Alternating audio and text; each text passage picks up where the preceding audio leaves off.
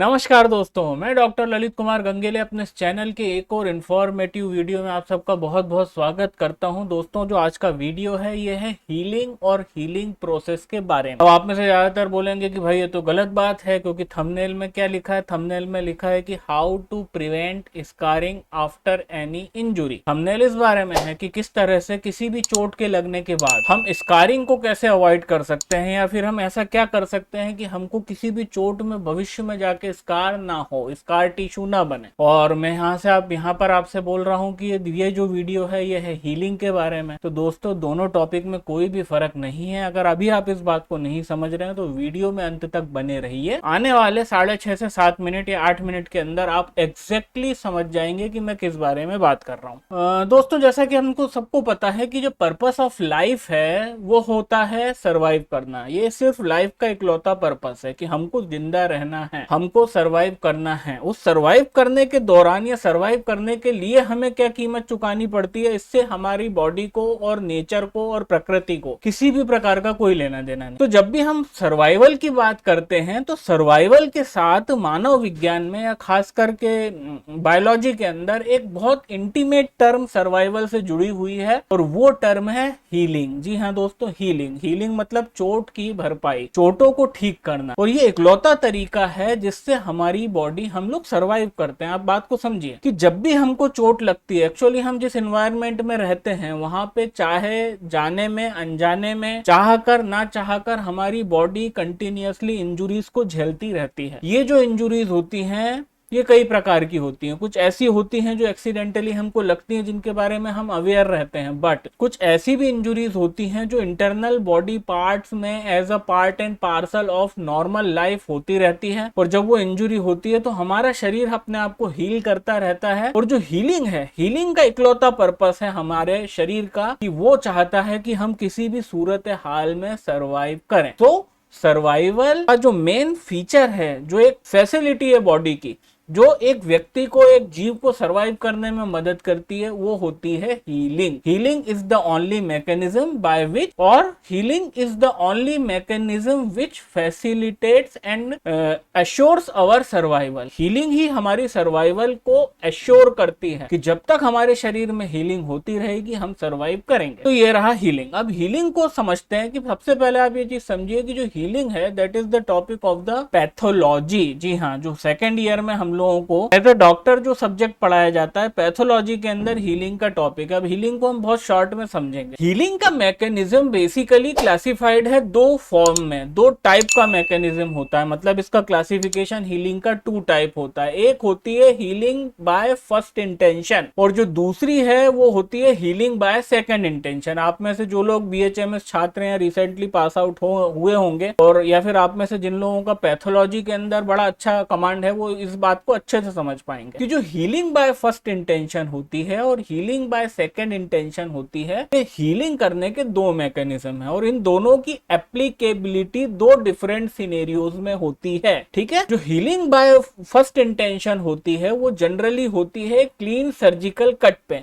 ऐसी इंजुरी जो कट के फॉर्म में लगती है, जो कट जाता है, जो मतलब बिल्कुल इंसीज्ड वाउंड बोलते हैं जिसको। इंसीज्ड वाउंड मतलब ऐसा कट जो ब्लेड के कट जैसा प्रतीत हो, और ऐसा कट, ऐसी इंजुरी जिसके अंदर इंजर्ड पार्ट सिर्फ कटा है, इंसीजन लगा है, उसको हम बोलते हैं इंसीज्ड वाउंड। तो इस टाइप के जितने भी इंजुरी होती हैं, कट्स होती हैं, जिसको बोलते हैं क्लीन सर्जिकल कट। तो वो जो क्लीन सर्जिकल कट की बॉडी हीलिंग करता है, उस मैकेनिज्म को बोलते हैं हम हीलिंग बाय फर्स्ट इंटेंशन। ठीक है ना? क्यों? क्योंकि यहाँ पे कोई भी स्कार नहीं बचेगा। इसकी जब हीलिंग होगी, इस पार्ट की जब हीलिंग होगी, तो वो इतनी परफेक्ट होगी कि after some month, after the some, कुछ समय के बाद जब इंजुरी हील हो जाएगी, उसके हील होने के कुछ महीने के अंदर आपको पता तक नहीं चलेगा कि भाई साहब यहाँ पे कुछ महीने पहले कोई इंजुरी हुई। तो this is what is known as the healing by first intention. और ये उस जगह होती है जहां पे इंसीज्ड कट है या फिर क्लीन सर्जिकल कट जैसी इंजुरीज है, वहां पे होती है हीलिंग बाय फर्स्ट इंटेंशन। या फिर ऐसी जगह पे जहां पे इंजुरी ने बहुत ज्यादा डैमेज नहीं करा, तो जब कम डैमेज वाली इंजुरी होगी होगी उसकी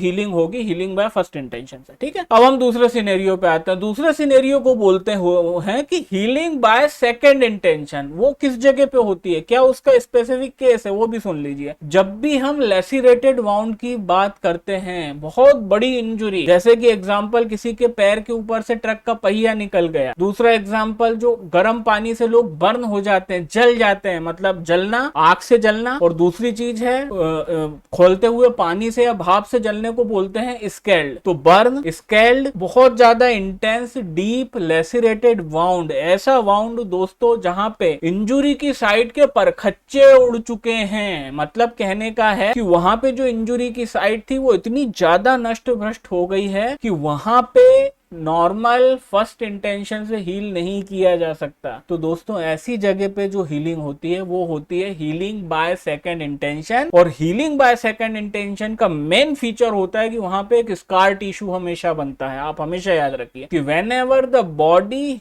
heels itself by the healing by second intention, then there will be as a thumb rule formation of the scar tissue at the site of injury। तो ये फर्क होता है, what is known as the healing by first intention और second intention. तो अब हमने समझा हीलिंग के दो टाइप। अब हम बोलेंगे, अब बात करेंगे अपने थंबनेल के बारे में, जिसमें बोला है हमने कि how to prevent the scar tissue at the site of injury. हम लोग as a normal person generally लापरवाह होते हैं। हम मतलब इंजुरी को सस्टेन करते हैं, हमको इंजुरी होती है, हम हल्की फुल्की ड्रेसिंग, हल्की फुल्की सी एंटीबायोटिक, एक टिटनेस का इंजेक्शन ले करके हम जनरली उसके ऊपर स्कार टिश्यू बनने का इंतजार करते हैं। अब आप ये केस समझिए कि किन लोगों के अंदर छोटी सी इंजुरी में भी स्कार टिश्यू बनता है। दोस्तों ऐसे लोग होते हैं, एक क्लासिफिकेशन ऑफ द पीपल और पेशेंट होता है जिनका ये हीलिंग मैकेनिज्म है। मतलब यहाँ पे तो नॉर्मली बॉडी डिसाइड करती है कि किस इंजुरी में फर्स्ट इंटेंशन से हीलिंग करनी है, किस में सेकंड इंटेंशन से। बट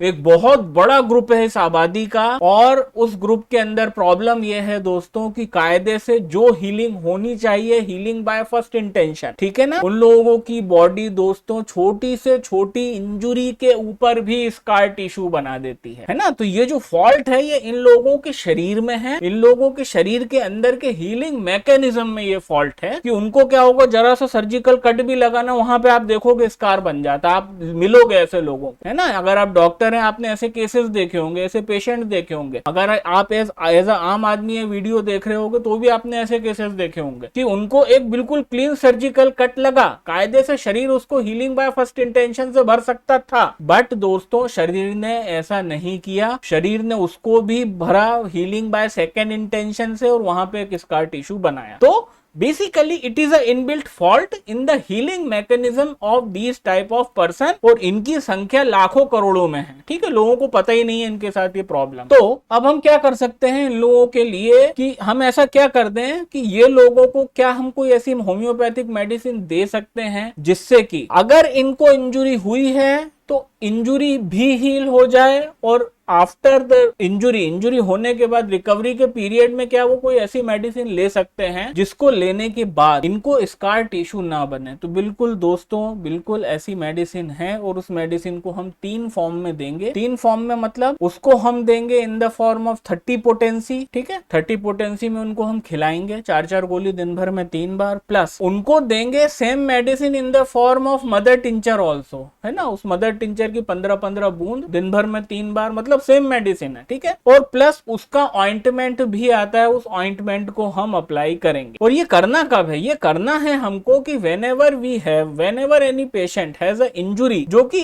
एक हाउस होल्ड इंजुरीज हम लोगों को लगती रहती है घर में, हम काम करते हैं, कहीं ये कट गया, वो कट गया, बच्चे गिर गए, घुटना फोड़ लिया, सर फोड़ लिया। तो जब हाउस होल्ड इंजुरी से थोड़ी बड़ी इंजुरी अगर आप किसी भी व्यक्ति को लगी है किसी भी कारण से, तो उनको ये जो मेडिसिन है आप तुरंत स्टार्ट कर सकते हैं। और इस मेडिसिन, इस चमत्कारी मेडिसिन का नाम है कैलेंडुला ऑफिसिनालिस। जी हाँ दोस्तों, कैलेंडुला ऑफिसिनालिस अगर आप उसको स्टार्ट करेंगे तो उसकी बॉडी करेगी क्या, बेसिकली उसकी बॉडी हीलिंग के मैकेनिज्म को प्रॉपरली आइडेंटिफाई कर लेगी और प्रॉपरली हीलिंग करेगी। कहने का मतलब वेरी स्ट्रिक्टली, जहां पे उस व्यक्ति के अंदर हीलिंग बाय फर्स्ट इंटेंशन होनी चाहिए वो फर्स्ट इंटेंशन से हील करेगी, जहां पे उस व्यक्ति के अंदर हीलिंग बाय सेकंड इंटेंशन होना चाहिए वो उस सेकंड इंटेंशन से हील करेगी। प्लस जो काली पीली के स्कार टिश्यू बनते हैं छोटे छोटी इंजुरी पे, छोटे छोटे कट्स के ऊपर जो लोगों को बनते हैं, और ऐसे लोग अच्छे से जानते हैं उनकी बॉडी का नेचर, वो साफ बताते हैं मेरे को इंजुरी लगती है, मेरे को स्कार बन जाता है। तो ऐसे लोगों के लिए सिर्फ कैलेंडुला 30 पोटेंसी में 4-4 गोली दिन भर में 3 बार उनको कम से कम 3 महीने लेनी है। इससे होगा क्या, उनकी बॉडी के अंदर ये जो जबरदस्ती की स्कारिंग टेंडेंसी है, ये टेंडेंसी है कि जहां फर्स्ट इंटेंशन से हील होना चाहिए वहां सेकंड इंटेंशन से बॉडी हील करती है, ये टेंडेंसी खत्म हो जाएगी। प्लस वो लोग जिनको ताजी ताजी अभी इंजुरी हुई है और इनको ऐसा लग रहा है इंजुरी का साइज देख के कि इस पे स्कार टिश्यू बन सकता है, तो कैलेंडुला लेनी है 30 पोटेंसी में 4-4 गोली दिन भर में 3 बार। दूसरा कैलेंडुला मदर टिंचर लेना है 15-15 बूंद दिन भर में 3 बार। और तीसरी चीज कैलेंडुला ऑइंटमेंट इनको अप्लाई करना है जब घाव थोड़ा सा सूख जाए, और ये इंजुरी के बाद के अगर 15 से 20 दिन ये उन्होंने प्रैक्टिस करी है, 3 फॉर्म में कैलेंडुला को लिया, लगाया, पिया, तो दोस्तों आप देखेंगे कि there will be no scarring at all. तो ये था एक छोटा सा वीडियो जिसके अंदर मैंने आपको बॉडी के healing mechanism, healing by first and second intention और उन पेशेंट के बारे में जानकारी दी जिनकी बॉडी के अंदर फोकट में छोटी इंजुरी पे स्कार बनाने की टेंडेंसी होती है। तो बहुत बहुत शुक्रिया आप सब लोगों का